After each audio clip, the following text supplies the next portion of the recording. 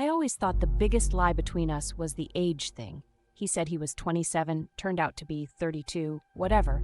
But last night, after 3 glasses of Pinot and a fight that started over nothing, he finally dropped the real bomb.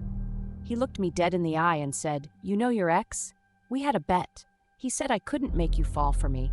First time I spoke to you at that bar, I already knew your name." My ears rang, and not just from the wine.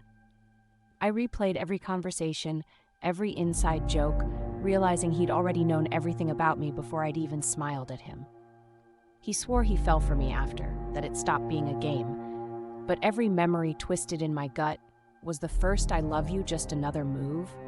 I punched the couch, screamed, told him to get out, but he just stood there begging me to listen, promising he'd do anything to prove he wasn't that guy anymore.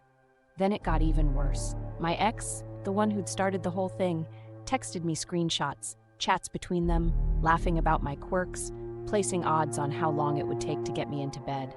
I felt sick, humiliated, like my entire relationship was a joke everyone else was in on. I called my boyfriend, no, my ex now, screaming, sobbing, asking if he'd ever stopped lying. He just said, "I don't know what's real anymore." I locked myself in the bathroom, staring at my own face in the mirror, trying to remember what I looked like before all of this. I always thought my worst fear was being alone, but now I realize it's trusting the wrong person and losing myself in the process.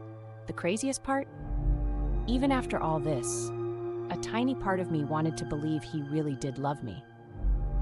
Maybe the biggest betrayal wasn't the bet, it was how much of myself I gave away to the possibility that it could be real.